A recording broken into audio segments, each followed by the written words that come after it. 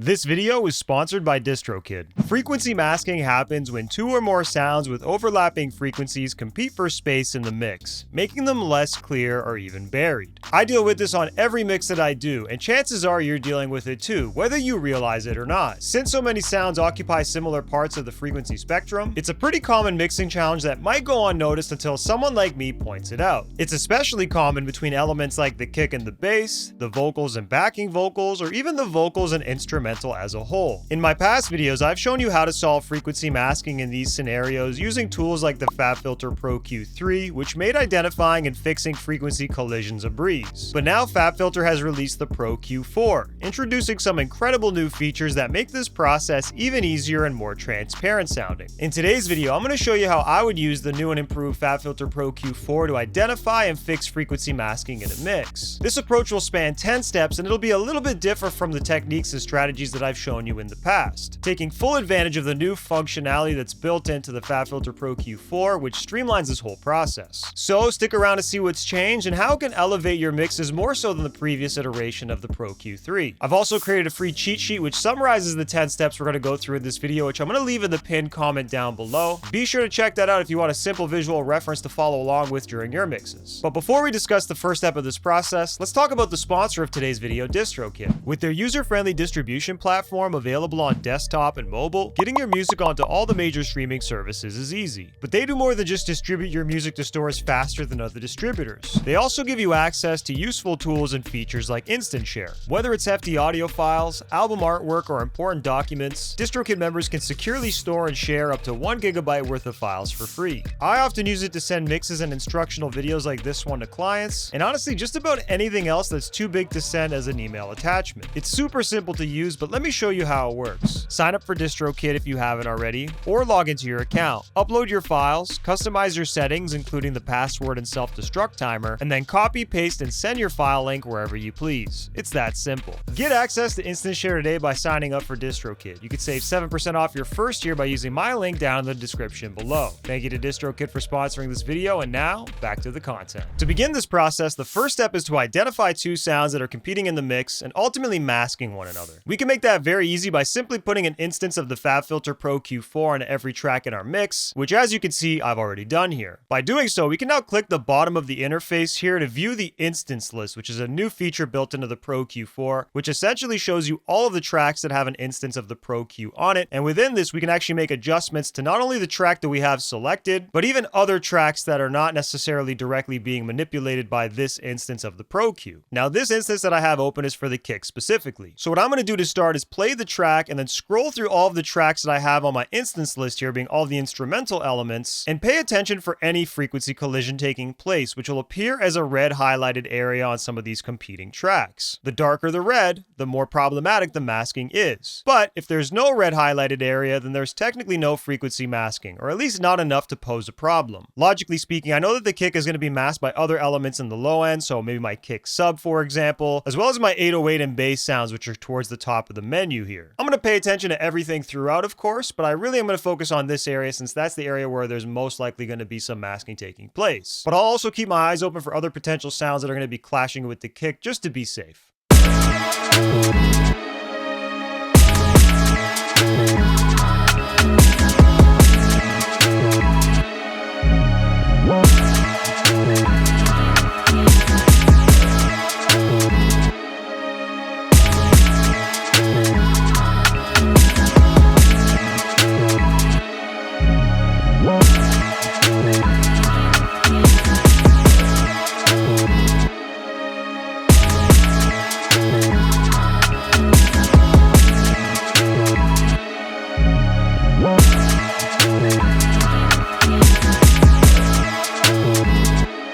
So hopefully you saw there was a few collisions appearing throughout, but really what I want to focus on for now is the kick and the varying bass sounds, specifically this bass here. Even though I'm going to focus on these two to demonstrate this process, later I'll quickly clean up all the other collisions so you can really hear the difference that fixing frequency masking makes, so be sure to watch this all the way to the end to catch that. But to make that easier, I'm going to pin both of the sounds, which is another new feature built into this instance window, which is now going to allow me to just focus on the two spectrums that I see here. Now if I take this one step further and solo both of these sounds and play it, we can now pay attention and not only see the collision, but also just hear it in real time.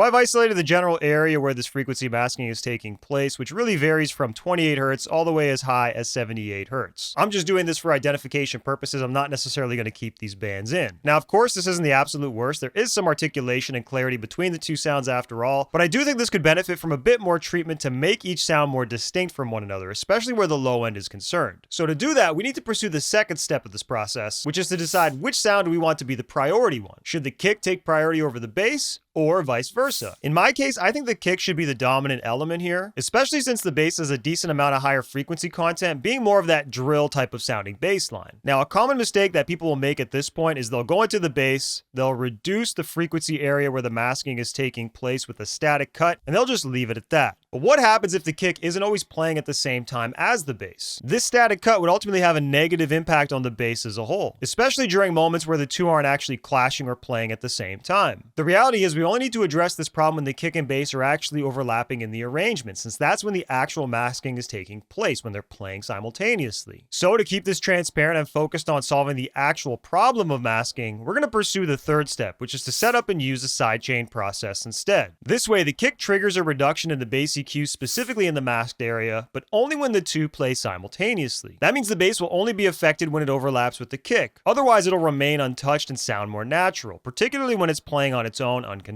So to do that, we're going to close this window and first make sure that our kick actually has a sidechain set up, a bus that's sending a signal to another destination, which I've already created here being kick sidechain, as you can tell. From here, we're going to want to open up the bass Pro-Q as opposed to the Pro-Q on the kick, which I just had open, and we're going to set the key input to receive signal from that sidechain I just created, which is right here. Now, even though I could technically make my moves by using the instance list as you saw me do earlier, I want to be even more precise, so I'm actually going to stay within the interface of the Pro-Q on the bass itself and just focus right here. However, I have to do one extra thing with that in mind. I have to go and make sure that my sidechain is enabled on the Pro-Q interface itself, so that way we can actually see the frequency collisions here. It shows it automatically on the instance list, but you do sometimes need to manually set it on the analyzer to make sure you're seeing that information. Now, with all this setup in place, I'm ready to begin actually creating space for the kick in the fourth step, which is to create a band within the masked area of the secondary sound, being the bass. Since we've already identified the area here, I'm going to actually walk back on this reduction here. I don't want to do a static cut as I mentioned, and we're going to use this green band for now. I'll just keep the purple and blue in place, and then we have an idea of how wide this needs to be, just using them as markers more than anything. Now, if you saw my previous videos on frequency masking, you know that I often relied on a dynamic band to specifically fix frequency masking between two competing sounds, having one sound, like the kick in this case, triggering a dynamic band on the bass sound, making space for it every time it hits. But the Pro-Q4 has a new feature that's even better suited to making this process sound even more transparent. Spectral dynamics. Think of this as an automatic EQ that detects and resolves specific frequency resonances when they pop up, similar to Soothe 2, for example. With this in mind, our fifth step is to turn this band we created into a spectral dynamics band. So to do that, I'm going to simply scroll over the node, hit the drop down arrow, and click Make Spectral. Now we've created a spectral band. From here, I'm going to need to enable the external sidechain button so that way it knows to look at the kick rather than the actual frequency response of the bass itself. So I'm going to make sure I click into the band, expand this separate window, and press this button here, which is the external sidechain button. So now we can pursue the sixth step, which is going to be to adjust the threshold. And this threshold is actually going to be associated with the kick. You're going to see the kick coming through, and making sure that that kick passes this threshold, it's then going to produce a reaction from this band. So let me reset this, play the track, and then bring this down to a place where we start to see somewhat of a reaction.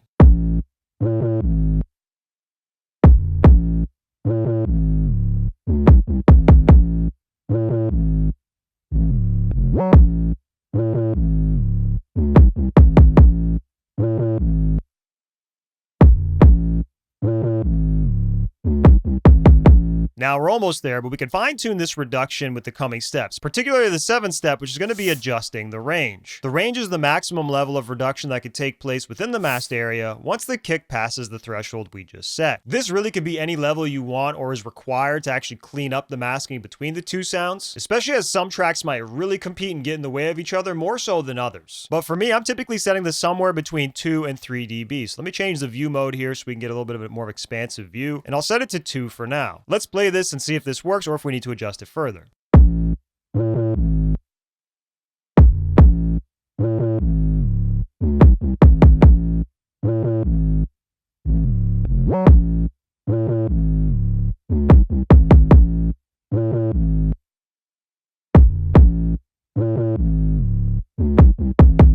So obviously I started at 2, but I did bring it down to 3. I think 3 feels a little bit better. It's creating a little bit more of that dominance from the kick, and you could really hear how the kick's low end in particular is coming up and becoming a lot clearer as a result of this process so far. Next, let's take this a step further and implement the 8th step, which is to adjust the Q, being how wide this frequency effect is going to be taking place. Ideally, we want to set the Q up so it's really just focusing on the area where masking is taking place, which should be from about 28 Hertz to 78 Hertz. And right now you can see that we're a bit wider than that. So I'm going to play the track and adjust it to basically dial this in and make it a little bit tighter.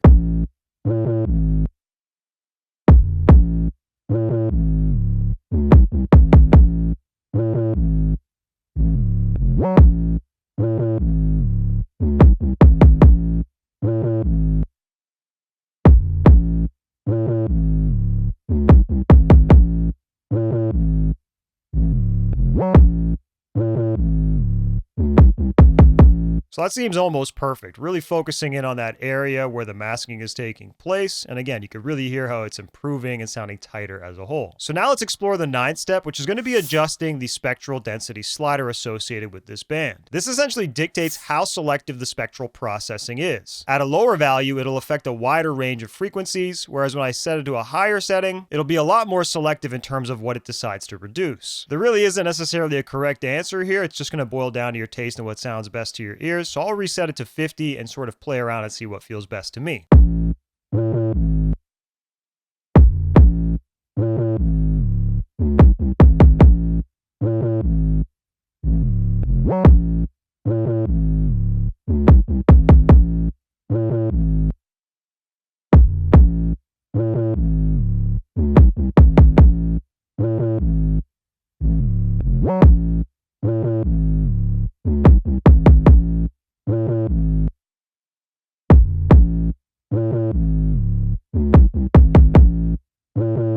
So it's interesting how adjusting the setting really does produce a different reaction. I definitely am preferring more of a lower, more open type of setting rather than a specific higher one, since the higher one just felt a little bit more noticeable to my ears. I could really hear the reaction a bit more drastically, and because I want this to sound transparent and not as intrusive, or at least as minimally intrusive as possible, the lower setting just seemed to feel best for me. Finally, we can further adjust this reaction within the spectral density band in the 10th step, which is to adjust the attack and release. This is another handy feature that I'm glad FabFilter added to the Pro-Q, as I really wish I had control of the attack and release when using a dynamic band in the past. Now, by default, each of these are set to 50%, which is what we've been dealing with this whole time. But what I'm going to want to do now is play the track one final time and adjust these to produce a smoother, less noticeable reaction, likely by speeding up the attack and speeding up the release at the same time, so that way the kick really punches through once it happens, but also lets go quickly to allow the bass to retain a more natural feeling, especially since the kick is just a quick transient. So let's play this and see where we end up.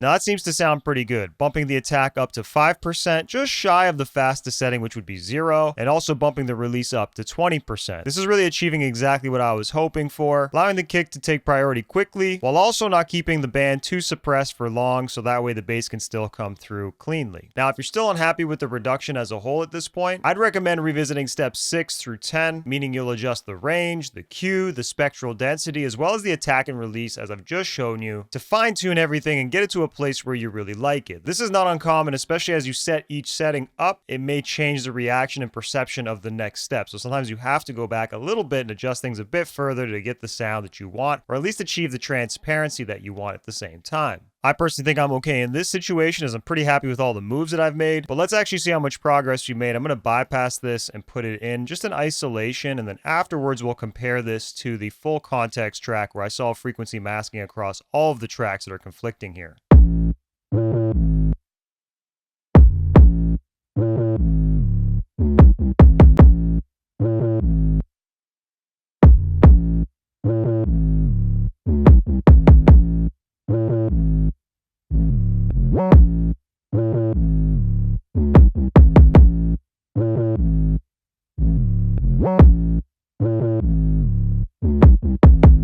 Now keep in mind, we're focused on a really low frequency here, being about 46 Hertz, so this is super low and may not be noticeable across every single listening device or sound system, but me listening on a big set of monitors with a subwoofer, this is making a huge difference. I'm really hearing that low end clarity coming up. I'm really hearing the low end of the kick in particular punch through, and it really just sounds fuller, deeper, and better in my opinion. Less congested, less conflicted, of course, by the bass, and I think we've really managed that relationship well. But now let me quickly recreate this off camera around the other sounds that were competing with the kick, and then we can hear the full difference that solving frequency masking makes in a mix. So we've now applied the fix for frequency masking across the board here. I've gone into every other sound that's also clashing with the kick. For example, some parallel tracks like this 808 fat track, which is going to be making room for the kick as well in the exact same fashion as I showed you. Now I've applied this across the board for the most part, but it's not being applied to every single sound. For example, I have a kick subwoofer. I decided to disable it because I think we still need some of that oomph. And even though there is a little bit of overlap, the whole purpose of this kick sub track, for example, is to fatten up the kick and act as the low end. So to do this would be counterproductive in my case. Same goes further down. When I start going down here, I have some parallel tracks where the kick is being sent to. I obviously have not applied it here because I don't want to reduce the impact of the kick as a whole. It will show that there's some masking taking place when you're looking at this in the instance list, for example, but just because you're seeing masking doesn't necessarily mean you always need to resolve it, and you have to use your discretion. I've used mine to not apply it here, but everything else, particularly the instrument sounds and other things that are basically clashing with the kick that I know do not need that level of low end information, have ultimately been addressed. So let me play this. I'll bypass all of the EQs, put them in, and then we'll be able to compare and see what it sounds like.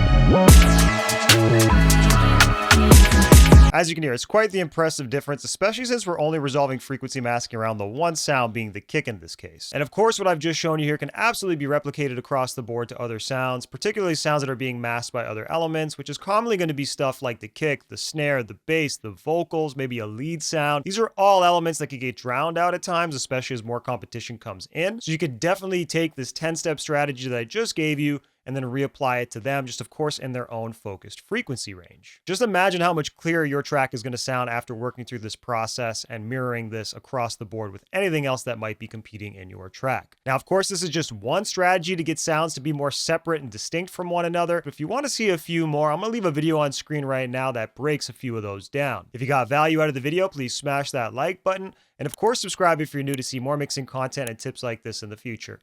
I appreciate y'all for watching. I'll catch y'all soon. Peace. 5